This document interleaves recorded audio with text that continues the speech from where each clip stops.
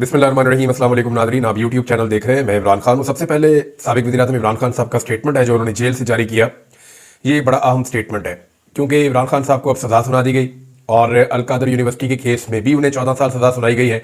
तो इमरान खान साहब का एक भारी रद्द-ए-अमल आया है क्योंकि इससे पहले कुछ ऐसे दावे किए जा रहे थे, बल्कि ऐसी खबरें मार्केट में थी कि इमरान खान साहब को ये सज़ा सुनाने से पहले एस्टेब्लिशमेंट ने बड़ी कोशिश की कि किसी तरह इमरान खान साहब को राज़ी किया जाए।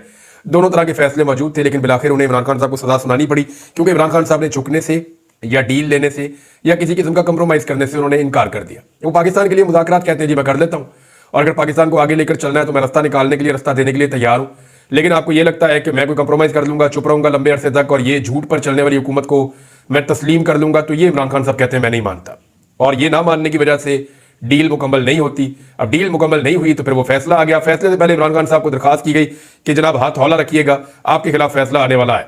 बहरहाल इमरान खान साहब ने कितना हाथ हौला रखा, ये इस वीलॉग में इमरान खान साहब का स्टेटमेंट सुनने के बाद आपको आइडिया हो जाएगा। इमरान खान साहब ने वुकला और मीडिया से गुफ्तगू की और अब तरीकाकार यह है कि वुकला और मीडिया से जो बातचीत होती है उसको सारी को इकट्ठा किया जाता है। इमरान खान साहब जो इंस्ट्रक्शन देते हैं वो भी हासिल की जाती है। फिर पाकिस्तान तहरीक इंसाफ की बाकायदा एक टीम है जो बताती है कि ये बातें आज के दिन में इमरान खान साहब ने की हैं और वो एज इट इज उनके ट्विटर अकाउंट से शेयर कर दी जाती है, क्योंकि पाकिस्तान का मीडिया तो दिखाता नहीं है। पाकिस्तान का सबसे बड़ा ट्विटर अकाउंट इमरान खान साहब का है। पाकिस्तान तहरीक इंसाफ का एक बहुत बड़ा सोर्स ऑफ इंफॉर्मेशन, यानी इंफॉर्मेशन को फैलाने का जो सोर्स है और कम्युनिकेशन का जो सबसे बड़ा जरिया उनके पास है, वो इमरान खान साहब का ट्विटर अकाउंट उसमें से एक है।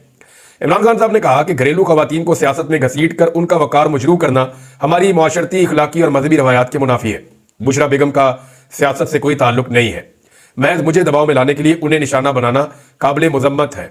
बुशरा बेगम ने सिर्फ मेरी अहलिया होने की बदौलत सऊबतें बर्दाश्त की।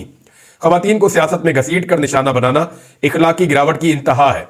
मैं एक मरतबा फिर से वादे कर दूं कि मुझ समेत तहरीक इंसाफ के तमाम कारकुनान जेलें काटने को याया खान पार्ट 2 की आमरीयत तस्लीम करने पर तरजीह देंगे। इस वक्त जो पाकिस्तान में हालात हैं, पाकिस्तान मौजूदा एस्टेब्लिशमेंट के जुल्म और जबर को याया खान पार्ट 2 से तशबीह देते हैं इमरान खान साहब।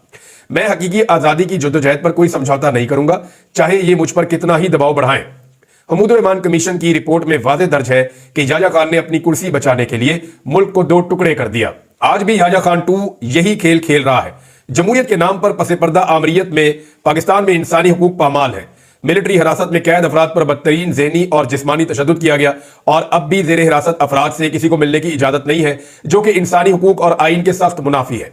हमारे कारकुनान और सपोर्टरान के घरों पर सिर्फ पंजाब में 1 लाख से जायद की तादाद में छापे मारे गए हैं। 1 लाख यानी तबाह है। वैसे जो तबाही फेरी एस्टेब्लिशमेंट ने और पुलिस के जरिए से, दीगर एजेंसियों के जरिए से, दीगर महकमों के जरिए से जो तबाही फेरी है पाकिस्तान की एस्टेब्लिशमेंट ने, इसकी तारीख में कोई मिसाल नहीं मिलती। इमरान खान साहब कहते हैं कि 1 लाख से जायद की तादाद में छापे मारे गए, हजारों बेगुनाह कारकुनान को गिरफ्तार किया गया है, औरतों और बच्चों को भी नहीं बख्शा गया। इसके बावजूद तहरीक इंसाफ अपनी जगह पर कायम है। उसूलों और नजरियात पर समझौता वो करते हैं जो खौफ के साए तले रहते हैं। मुझे अल्लाह की जात के सिवा किसी चीज का खौफ नहीं है। ईमान की ताकत इंसान को झुकने नहीं देती। झुकते सिर्फ वो लोग हैं जिनमें ईमान की कमी हो। दुनिया के अजीम तरीन लीडर हजरत मोहम्मद सल्लल्लाहु अलैहि वसल्लम ने अपनी हयात मुबारका से हमें अमलन यह सबक दिया है कि जिस कदर ही मसाइब और मुश्किलात क्यों ना आ जाए, हक और अपने मकसद की तरवीज के लिए डट जाना चाहिए और गैर अल्लाह के सामने सर नहीं झुकाना चाहिए। तहरीक इंसाफ की जद्दोजहद का मकसद जमहूरियत की सरबुलंदी, आइन और कानून की हुक्मरानी, आजाद अदलिया और मीडिया और बुनियादी शहरी हुकूक का तहफ़्फ़ुज़ है और हम इसमें कामयाब होंगे क्योंकि यही हक है। मैं आखिरी सांस तक इसके लिए जद्दोजहद करूंगा। मेरी कौम ने भी पीछे नहीं हटना। अलकादर ट्रस्ट ना तो बिलावल हाउस है और ना ही एवन फील्ड हाउस है। यह तुलबा को सीरत नबी सल्लल्लाहु अलैहि वसल्लम से रोशनास करवाने की एक दरसगाह है। साफ नजर आता है कि मलिक रियाज को यहां पर धमकाया गया, जिसके पेश नजर उनके बेटे ने लंदन में 9 अरब की प्रॉपर्टी 18 अरब में खरीदी। प्रोसिक्यूशन आज तक यह साबित नहीं कर सकी कि यह मनी लॉन्ड्रिंग है, जबकि मेरे और मेरी अहलिया पर फर्द जुर्म आयद की गई, जिन्होंने 1 रुपए का माली फायदा नहीं लिया। अगर मुझ पर पब्लिक ऑफिस होल्डर होने की बिना पर इल्जाम लगाया गया तो बुशरा बीबी जो एक घरेलू खातून है, उन्हें किसकी ईमा पर मुजरिम करार दिया गया। इस फैसले का एक और मजायका खेज पहलू यह है कि अलकादर यूनिवर्सिटी को हुकूमती तहवील में ले लिया गया। क्या फरमाइशी अहमकों के इस टोले को यह भी नहीं पता कि यह हुकूमती प्रॉपर्टी नहीं है? ट्रस्ट की एक प्रॉपर्टी को हुकूमत किस कानून के तहत अपनी तहवील में ले सकती है? नाम निहाद बंद लफाफे को हुकूमत और तहकीकाती इदारे खोल सकते हैं। इसे खोले, इसमें क्या लिखा है अवाम को बताएं ताकि दूध का दूध और पानी का पानी हो सके। लेकिन जब मुकदमे का मकसद महज प्रोपेगेंडा करके सुबह शाम झूठ बोलना हो तो कोई चीज पब्लिक नहीं हो सकती। 8 फरवरी को पूरे मुल्क में यौम स्याह मनाएंगे। इस दिन पाकिस्तानी अवाम के मैंडेट के साथ बुरी तरह खिलवाड़ किया गया। अवाम के मैंडेट पर डाका मारकर फॉर्म 47 की जाली हुकूमत मुसल्लत कर दी गई। इस हवाले से अली अमीन गंडापुर को हदायत करता हूं कि 8 फरवरी को पूरे खैबर पख्तूनख्वा से काफिले पेशावर में जमा होकर एहतजाज करें। अपनी वकला बरादरी बशमूल इंसाफ लॉयर फोरम और दीगर विंग्स को भी इस दिन भरपूर एहतजाज की हदायत देता हूं। तमाम सूबों के अरकान असम्बली और पार्टी ओहदेदारान के साथ साथ हर मकतबा फिक्र के लोग जमहूर की तौहीन के इस दिन को हम यौम स्याह के तौर पर भरपूर तरीके से मनाएंगे। जुडिशल कमीशन के क्याम का एक जायज मुतालबा हम कर रहे हैं। शफाफ जुडिशल कमीशन का क्याम हुकूमत इसलिए नहीं चाहती क्योंकि वो 9 मई और 26 नवंबर में खुद मुलव्वस है। जब तक इन वाकयात के मुजरिमान को सजा नहीं मिल जाती, मुल्क में इस्तेहकाम आना नामुमकिन है। ये जी इमरान खान साहब का स्टेटमेंट है। इस स्टेटमेंट को आप सुने और समझें तो आपको आइडिया हो जाएगा कि इमरान खान अपने मौकिफ से 1 इंच भी पीछे नहीं जा रहा। सिंपल है ना। इमरान खान ने कहा था या तो बहादुर शाह जफर बन जाओ, या इमरान खान ने कहा था कि टीपू सुल्तान बन जाओ। तो इमरान खान ने कहा था मैं तो टीपू सुल्तान का रास्ता चुनूंगा। अब इमरान खान साहब ने टीपू सुल्तान बनने का फैसला किया है और वो डट कर खड़े हैं, एक कदम भी पीछे नहीं हट रहे। इमरान खान के खिलाफ फैसला है तो रावलपिंडी की आवाम सड़कों पर निकल आई है। उन्होंने एक बड़ी रैली निकाली, लोगों ने एहतजाज किया। ये लोग खुद अपनी ताकत अपने जोर पे निकले हैं। पंजाब में बहुत सारे शहरों में इमरान खान साहब ने क्लीन स्वीप किया है, वो बड़े तगड़े हैं। लाहौर में इमरान खान साहब, बहुत सारे जनूबी पंजाब के शहर हैं वहां बहुत तगड़े हैं, मियाँवाली में और जो सॉल्ट रेंज है वहां पे इमरान खान साहब की बड़ी ताकत है। लेकिन इसके बावजूद रावलपिंडी ने एक मिसाल कायम की है। रावलपिंडी बार बार निकलता है और लाहौर भी बार बार निकलता है, लेकिन रावलपिंडी के लोगों ने इमरान खान साहब के लिए जितनी कुर्बानियां दी हैं वो बहुत कम ऐसा दिखाई देता है। बहुत सारे लोगों के सर फटे, बहुत सारे लोगों को चोटें लगी, बेशुमार लोग जख्मी हुए सिक्योरिटी फोर्सेस से लड़ाई के नतीजे में, लेकिन इसके बावजूद रावलपिंडी के लोग झुके नहीं, बल्कि सारा सारा दिन वो मुकाबला करते रहे। अब ओवरसीज पाकिस्तानियों की जानिब से एक और कॉल दी गई है। लंदन में प्रोटेस्ट का अनाउंसमेंट किया गया, जो 19 तारीख को यानी आज के दिन 19 जनवरी 2025 को 10 डाउनिंग स्ट्रीट के बाहर लंदन में यह एहतजाज की कॉल दी गई है ओवरसीज पाकिस्तानियों की जानिब से कि इमरान खान साहब के ऊपर जो झूठा मुकदमा बनाया गया और उनका जो फैसला सुनाया गया 14 साल सजा का, उसके खिलाफ ओवरसीज पाकिस्तानी अब एहतजाज करेंगे। एक खबर और नाज़रीन, और ये खबर है कि ये खबर वैसे टेलीग्राफ ने भी इसके ऊपर एक आर्टिकल छापा है और वो ये कहते हैं कि अब सूरत हाल जो है वो एक और तरफ जाएगी। टेलीग्राफ का ये कहना है, बरतानवी अखबार है, कि इमरान खान का जो सजा उन्हें दी गई है कैद के अंदर ही, इससे क्लैश पैदा हो जाएगा डोनाल्ड ट्रंप की एडमिनिस्ट्रेशन और पाकिस्तान के बीच में। वो ये कह रहे हैं जो पाकिस्तान ने किया, क्योंकि इससे पहले देखिए मैं आपको ये खबर दे चुका हूं और मैं इस खबर के साथ खड़ा हूं कि ओवरसीज पाकिस्तानियों ने जब राब्ता किया तो डोनाल्ड ट्रंप जूनियर, जो डोनाल्ड ट्रंप का बेटा है, उसने उन्हें बताया कि हमने पाकिस्तान की हुकूमत को बड़ा स्ट्रांग मैसेज दे दिया है कि जुल्म और बर्बरियत बंद की जाए और आप चंद हफ्तों में चीजें तब्दील होती हुई देखेंगे। अब ये वहां से दावा आया, ओवरसीज पाकिस्तानियों ने मुझे ये बात बताई। अब मैंने इस बात को रिपोर्ट किया है और मैंने दोबारा उनसे पूछा, उन्होंने कहा जी बिल्कुल वो अपनी बात पे खड़े हैं। वो कह रहे हैं जी आप देखेंगे चीजें तब्दील होंगी, ये एस्टेब्लिशमेंट पाकिस्तान की या तो हमारे साथ लड़ाई करेगी तो या फिर ये पाकिस्तान में इंसानी हकूक की पामालियां बंद करेगी। अब जिस तरह की इमरान खान साहब को सजा दी गई है, ये तो इंसानी हकूक की बदतरीन पामाली है और ये एक सियासी नौयत का मुकदमा है। सब जानते हैं उसे पॉलिटिकली विक्टिमाइज किया जा रहा है इमरान खान साहब को। और अब क्या अमेरिका की नई एस्टेब्लिशमेंट के साथ या नई इंतजामिया के साथ पाकिस्तान की हुकूमत और एस्टेब्लिशमेंट एक कन्फ्लिक्ट में या एक तसादुम में जाना चाहती है? तो मुझे नहीं लगता कि ये इतना बड़ा रिस्क लेंगे, लेकिन हो सकता है कि ये इतना बड़ा रिस्क ले लें क्योंकि एस्टेब्लिशमेंट ये समझती है कि अमेरिकन इंतजामिया हमें उतना नहीं मारेगी, अगर मारेगी तो पाकिस्तान का नुकसान होगा। लेकिन अगर इमरान खान को हमने छोड़ दिया बगैर किसी डील के तो उससे एस्टेब्लिशमेंट की मिथ टूट जाएगी, उनका रूप खत्म हो जाएगा। फिर जो भी उठेगा उठ के एस्टेब्लिशमेंट को जो है वो मंदिर का घंटा बना देगा, जो उठेगा उठ के इनकी क्लास ले लिया करेगा और फिर इनकी वक़्त खत्म हो जाएगी। इनका जो पूरा एक अजारादारी है 70 साल से वो पाकिस्तान में नहीं रहेगी। अब कुछ लोगों ने पासेस हासिल किए थे और लेकिन जो पाकिस्तान से बंदे जा रहे हैं ना, बिलावल वगैरह का कह रहे हैं, तो ये कोई अमेरिका के स्टेट गेस्ट नहीं है, ये तो पैसे देकर कोई भी पासेस ले सकता है। मुझे जो अमेरिका में मौजूद पाकिस्तानियों ने कंफर्म किया जी कि इसकी जो कीमत है वो $25,000 से लेकर $2 मिलियन तक है, यानी $20 लाख तक है। यानी आप कहां बैठना चाहते हैं उस हिसाब से आपको पैसेज मिल जाते हैं। अगर आप बहुत करीब बैठना चाहते हैं, डोनाल्ड ट्रंप को करीब से देखना चाहते हैं तो $2 मिलियन भी खर्च करना पड़ सकता है। दूर से देखना चाहते हैं तो उसके अलग पैसे हैं। लेकिन रिपब्लिकन ने फ्री पासेस दिए हैं पाकिस्तान तरीके इंसाफ के लोगों को, ये PMLN के लोगों को नहीं मिले अभी तक, पीपल्स पार्टी के लोगों को भी फ्री पासेस नहीं मिले। लेकिन रिपब्लिकन जिनकी हुकूमत आ रही है उन्होंने पाकिस्तान तरीके इंसाफ के जिन लोगों को फ्री में बुलाया है वो मैं आपको बता देता हूं। सज्जाद बरकी साहब है, कासिम सूरी साहब है, साबिक डिप्टी स्पीकर, और यही वो कासिम सूरी साहब है जिनकी रूलिंग के बाद फटा पड़ गया था पाकिस्तान में। इन्होंने अपने लीडर के साथ खड़े होने का फैसला किया था और तब से लेकर अब तक मुश्किलात में है। मेजर ताहिर सादिक साहब, इन्होंने बड़ा जुल्म बर्दाश्त किया। वैसे मेजर ताहिर सादिक साहब को भी वहां दावत दी गई है, ये अटक से मेंबर कौमी असेंबली है, फॉर्म 45 के ऊपर 47 इनके मुखालिफ को दिया गया था। आतिफ खान आप सब जानते हैं ओवरसीज पाकिस्तानी है, और इसके अलावा जुनेद बशीर साहब हैं, डॉक्टर उस्मान मलिक साहब हैं, डॉक्टर सायरा बिलाल साहिबा हैं, और इसके अलावा मेरी अलग से बात हुई, सलमान अहमद साहब इमरान खान साहब के दोस्त हैं, उनको भी जो है वो दावत दी गई है, वो भी जा रहे हैं। यानी बहुत सारे लोग पाकिस्तान तरीके इंसाफ से जा रहे हैं, ओवरसीज पाकिस्तानी, लेकिन पीएमएलएन को घास नहीं डाली गई। और रिपब्लिकन जो है वो अब क्योंकि साथ दिया पाकिस्तान तरीके इंसाफ के लोगों ने, ओवरसीज पाकिस्तानियों ने डोनाल्ड ट्रंप को इलेक्शन जीतने में, तो अब रिपब्लिकन ने उन्हें ये पासेस जारी किए हैं। नाज़रीन, एक और चीज मैं आपको दिखाता हूं, ये उमर दराज गोंदल साहब है, ये जर्नलिस्ट है और लाहौर से इनका ताल्लुक है। तो गोंदल साहब ने जनाब एक सवाल पूछ लिया और उस सवाल के ऊपर जो है वो फिर चिरागों में रोशनी ना रही। यानी मदहब कार्ड इस्तेमाल किया जा रहा था इमरान खान साहब के खिलाफ, और मदहब कार्ड के इस्तेमाल के लिए अता तारड़ ने घेर के बिठाए हुए थे कुछ मौलवी। उनमें से किसी भी मौलवी को मैं नहीं जानता, कोई भी नोन आदमी नहीं है, लेकिन ये सरकारी टाइप के मुल्ला थे जिनको घेर कर साथ बिठा लिया था।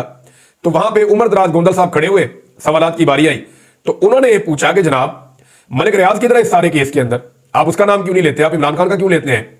फैसला तो काबीना का था, तो आप काबीना का नाम क्यों नहीं लेते, खाली इमरान खान का क्यों लेते हैं, अकेले को आप क्यों निशाना बनाते हैं? फिर उन्होंने कहा जी उलमा आज आपके साथ बैठे हुए हैं, लेकिन इद्दत जैसे घटिया केस पे ये उलमा क्यों खामोश रहे? अब इन सवालों का जवाब है नहीं हुकूमत के पास, वो कभी बगलों में झांकते हैं, कभी इधर झांकते हैं, कभी उधर झांकते हैं। तो ये जो मौलवी है, इनमें से एक मौलवी जो बड़ा सीनियर मौलवी बना था, उसको लेकर उमर दराज गोंदल साहब बाहर भी बैठे, उनसे यही सवाल पूछा, और वो मौलवी साहब की बेबसी पे मुझे हंसी आ रही थी कि ऐसी हालत होगी मौलवी साहब की कि वो जवाब ही नहीं दे पा रहे। जी देखें, हमारे उलमा, हमारे सीनियर जो रहनुमा है वो इसके ऊपर अपनी राय दे चुके हैं, तो मैं नहीं समझता कि इस पर राय देनी चाहिए। और भाई सच सच होता है, झूठ झूठ होता है। तुम बताओ कि इद्दत का जो केस हुआ था इमरान खान पे ठीक हुआ था या गलत हुआ था? दूसरा, ये मौलवी वही तमाम अल्फाज इस्तेमाल करते हैं जो मरियम औरंगजेब और मरियम नवाज के अल्फाज हैं। वैसे तो DGI ने भी ऐसे ही अल्फाज इस्तेमाल किए। मुझे हैरत हो रही है कि नून लीग की घटिया और गंदी जुबान अब इदारे भी इस्तेमाल करते हैं और मौलवी भी इस्तेमाल करते हैं। वैसे ये मौलवी तो है नहीं, दरबारी मौलवी है, इनको तो जनाब जो मर्जी काबू कर लेता है। हसनैन ने एक और कारनामा किया नादरीन, ऐसा लगता है कि हसनैन ने मरियम नवाज साहबा का जो है ये पूरा प्रोग्राम वारने का जो है वो मनसूबा बना लिया है। अब मरियम नवाज जिधर भी जाती है वहां से वो इन्फॉर्मेशन इकट्ठी करता है और बताता है कि जनाब ये जो इस तालीमी इदारे में गई हैं, जिन लोगों से इन्होंने बातचीत की, ये लोग इस तालीमी इदारे के थे ही नहीं, ये सरकारी मुलाजिम इधर से उठाया, इसको वहां से उठाया, ये लड़की वहां से बुलवाई, ये लड़की उसकी कजन है, वो सारा पोल खोल कर रख दिया हसनैन ने। मरियम नवाज के सारे ड्रामे, सारी एक्टिंग, सारी टिकटॉकिंग, सारे जो है वो स्लोमोज, वो सारे वाड़ के रख दिए। अब एक और चीज भी उन्होंने बेनकाब कर दी। अब जनाब हसनैन साहब दिखा रहे हैं ये एक और वीडियो। इस वीडियो के अंदर एक बंदा है और वो बंदा तुलबा को बता रहा है कि आपने क्या क्या बातें करनी है और क्या क्या बातें नहीं करनी जब मरियम नवाज साहब आएंगी। तो यानी आप अंदाजा करें कि पहले ब्रीफिंग दी जाती है कि तू इस तरह जाएगी, ऐसे मरियम नवाज तेरी तरफ हाथ करेगी, तू भाग के उसको मिलेगी और वो फिर तेरी बोसा लेगी या तुझे प्यार करेगी, फिर तेरे से सवाल करेगी ये वाला, तूने ये वाला, जो सारा ही स्क्रिप्टेड है। ये टोटल ड्रामा चल रहा है। आप अंदाजा करें कि इमरान खान का मुकाबला करने के लिए ये खानदान ज़हनी मरीज बन गया, बेचारा ज़हनी मरीज बन गया और शोधेपन पे उतर आए जो हरकतें ये कर रहे हैं। वज़ीर आला की सीट को इतना डिस्ग्रेस करवा दिया पाकिस्तान की एस्टेब्लिशमेंट ने, हम ये कभी सोच भी नहीं सकते थे। बहरहाल ट्रेनिंग सेशन की वीडियो भी आ गई है। नाज़रीन, एक और खबर है और ये अफसोसनाक खबर है। ये कराची में 25 जनवरी को बलोच नस्ल कुशी का एक दिन है जिसे यादगार के तौर पे मनाया जाता है। उसकी मुनासबत से आगाही पर एक रैली निकाली गई थी जिसमें बलोच खवातीन और कुछ बुजुर्ग लोग मौजूद थे।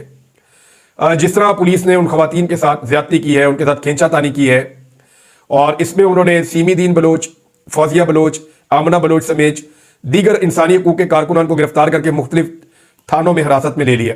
ये बड़ी ज्यादती है और याद रखिएगा ये ज्यादती बिलावल जरदारी की पुलिस कर रही है। बिलावल जरदारी जो जमहूरियत का चैंपियन बना फिरता है, उसे चंद औरतें एहतजाज करती हुई या आगाही मुहिम फैलाती हुई बर्दाश्त नहीं होती बिलावल से। आप अंदाजा करें, चंद औरतें अपना जमहूरी और आईनी हक इस्तेमाल करते हुए, कानून के दायरे में रहते हुए सिर्फ आगाही फैलाने की कोशिश कर रही है कि इसी मुल्क के रहने वाले बलोच किस मुश्किल में है या उन्हें क्या प्रॉब्लम्स हैं। वो जब अपनी प्रॉब्लम बताना चाहती है तो बिलावल पुलिस भिजवाकर औरतों को बंदों से हैंडल करवाता है और किस तरह जबरदस्ती उनको उठवाता है। ये वो बिलावल है जिसने मरियम नवाज का सिर्फ दरवाजा टूटने पे कि कैप्टन सफदर को पकड़ना है क्योंकि वो कायदे आजम मोहम्मद अली जिन्ना रहमतुल्लाह अलैह के मज़ार पे जाके भंगड़े डाल के आया था, नाच नाच के आया था। तो इस बिलावल ने बेगैरत के नारे लगाए थे खड़े होकर कौमी असम्बली में कि कितने बेगैरत हुआ। और अब ये बिलावल जो है ये औरतों को अगवा करवा रहा है, गिरफ्तार करवा रहा है, उनको उठवा रहा है। ये ब्रूट मेजॉरिटी की बात करता है, ये डंडे वाली जमहूरियत की बात करता है। इसे गैरत नहीं आती? क्या ये अपने आप को बेगैरत समझता है या नहीं समझता? सवाल तो ये बिलावल से भी पूछना बनता है। अब ये तशद्दुद जो किया जा रहा है ये बिलावल जरदारी के नक्शे कदम पर चल रही है जो सिंध पुलिस है, और बिलावल जरदारी यही चाहता है और यही इनके अंदर मौजूद है। ये अंदर से डिक्टेटर है सारे, ऐसे ही ये सारे के सारे। सिंध के अंदर ही नाज़रीन एक और खबर है, आप खबर सुनेंगे आप हैरान हो जाएंगे। ये जनाब एक सिंध का ब्यूरोक्रेट है ये है जी सिंध इंप्रूवमेंट प्रोजेक्ट डायरेक्टर गुलाम महिउद्दीन। ये शक्ल देखें आप इसकी, ये देखें शक्ल आपको नजर आ रही होगी। ये जो गुलाम महिउद्दीन है, ये siyaasat.pk पे खबर छपी हुई है और जगह पे भी बहुत शेयर हुई है, और ये साथ एक लेटर भी लगा हुआ है। इसने चाइनीज कंपनी को कहा ठेका चाहिए ना तो बुर्ज खलीफा में मुझे अपार्टमेंट देकर दो। शक्ल देखो इसकी, इसको बुर्ज खलीफा में इसको अपार्टमेंट चाहिए। अंदाजा करें अब आप, शौक इनके चेक करो, बुर्ज खलीफा में इनको अपार्टमेंट चाहिए कि ठेका देना जनाब, पाकिस्तान की तामीर करनी है तो मैंने तो पाकिस्तान में रहना नहीं, मुझे बुर्ज खलीफा के अंदर अपार्टमेंट लेके दो। ये बुर्ज खलीफा जो है दुबई की सबसे बुलंद इमारत है, बल्कि दुनिया की बुलंद इमारत है, और इसके अंदर जो अपार्टमेंट की कीमत है वो 50 लाख से 1 करोड़ दिरहम तक की है, यानी जो दुबई के पैसे हैं। तो अगर आप इसको पाकिस्तानी पैसों में देखें तो ये तो बहुत ज्यादा पैसे बनते हैं, 40 करोड़ से 1 अरब रुपया तक ये बनता है।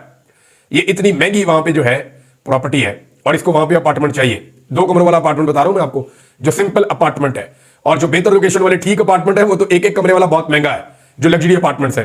बहरहाल जनाब की शक्ल आप देख लें, चीनी कंपनी ने डीजी नैब सिंध को खत लिख दिया और शिकायत लगा दी। सहाफी हमारे इम्तियाज चांडियो साहब, उन्होंने वो खत जो है जनाब शेयर कर दिया इस दावे के साथ, जनाब ये वाला ब्यूरोक्रेट है और ये कहता है जी कि ये मुंह और मसूर की दाढ़ कि मुझे जनाब बुर्ज खलीफा में अपार्टमेंट। और वैसे सिंध में लोगों ने बड़ा पैसा बनाया। मुझे जो वकील सिंध में अदालतों में काम करते हैं वो बताते हैं, यार हम हैरान हो जाते हैं कि सिंध की ब्यूरोक्रेसी ने जो तबाही फेरी है वो पाकिस्तान की तारीख में किसी ने नहीं फेरी। एक और स्टेटमेंट है, मैं जरूर आपको सुनाना चाहूंगा, और वो स्टेटमेंट दिया ख्वाजा आसिफ ने। स्टेटमेंट जरा सुनिएगा, ये आज का सबसे बड़ा लतीफा है। ख्वाजा आसिफ ने कहा कि चोर दरवाजे से इक्तदार में आने का सिलसिला बंद होना चाहिए। वो फिटे मुंह भाई, यानी ये ख्वाजा आसिफ साहब पूरे पाकिस्तान में किसी के मुंह से ये जुमला जच जाता, सज जाता, तुसी ते अपना मुंह बंद रख दे, ताड़ा ते बंद ही नहीं। ख्वाजा साहब, ख्वाजा साहब आप तो ये बात ही नहीं कर सकते। आप तो उस्मान डार से 2013 में सीट चोरी करके आए हैं, चोर रास्ते से। 2018 में आपने अपने मुंह से फरमाया कि मैंने जनरल बाजुआ की मिन्नत करके मैंने सीट ली थी, मैं तो इलेक्शन हार रहा था। और 2024 में जो आपने किया, पूरा पाकिस्तान नहीं पूरी दुनिया ही गवाह है, आप रेहाना डार से चारों शाने चित्तों के बदतरीन तरीके से इलेक्शन हार गए थे। ख्वाजा साहब ताड़ा नहीं बनता यार, आप नहीं कह सकते कि जनाब चोर रास्ता इक्तदार का ये वो। आप हमेशा, हमने जब से आपको देख रहे हैं आप चोर रास्ते से आ रहे हैं, 2013, 2018, 2024, 10-12 साल का रिकॉर्ड तो आपका चोर रास्ते का डायरेक्टली हो गया है। तो नाज़रीन, अब तक के लिए इतने, अपना ख्याल रखिएगा, अपने चैनल का भी। अल्लाह हाफ़िज़।